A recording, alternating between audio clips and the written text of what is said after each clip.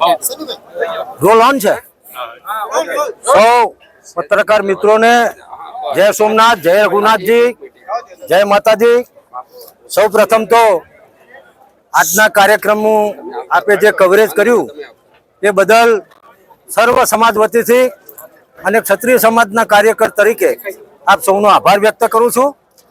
આપ સૌ જાણો છો એ પ્રમાણે આજનું જે લાગણી પ્રદર્શન, શક્તિ પ્રદર્શન નહીં, લાગણી પ્રદર્શન અનિરુદ્ધસિંહ જાડેજા અને રીબડા પરિવાર આપવા માટે, સહયોગ સહકાર આપવા માટે આજે સમગ્ર ગુજરાતમાંથી તમામ જ્ઞાતિ સમાજના આગેવાનો, યુવાનો, વડીલો અને બહેનો પણ ઉપસ્થિત હતા।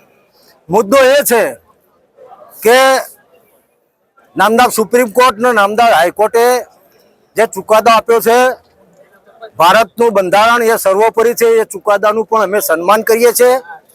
આજનું આ સંમેલન કોઈ સમાજની સામે, કોઈ વ્યક્તિની સામે, સરકાર સામે જરા પણ નહોતું, કારણ કે લોકશાહીમાં બંધારણે જે અધિકારો આપ્યા છે એ મુજબ અમે અમારી વાત કરવા માટે અહીંયા ઉપસ્થિત થયા છીએ, સકારાત્મક અભિગમ સાથે કે આમાં સારું શું થઈ શકે। એટલે અગાઉના વક્તાઓએ પણ બધી વાતને મળી લીધી છે।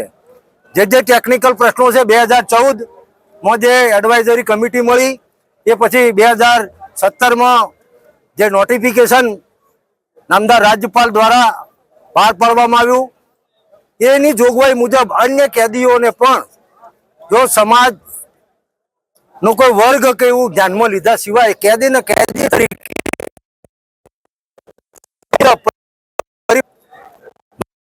હોય,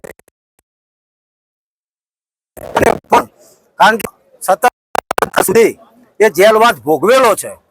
એટલે અમે તો લાગણી વ્યક્ત કરવા આવ્યા છીએ સરકારને કે અમારી અને સરકારશ્રી ની ઉપર અમો છે કે આ જે લાગણી છે એ લાગણીનો સરકાર સકારાત્મક રીતે યોગ્ય પ્રત્યુત્તર આપશે, એના માટેનું આ આયોજન હતું।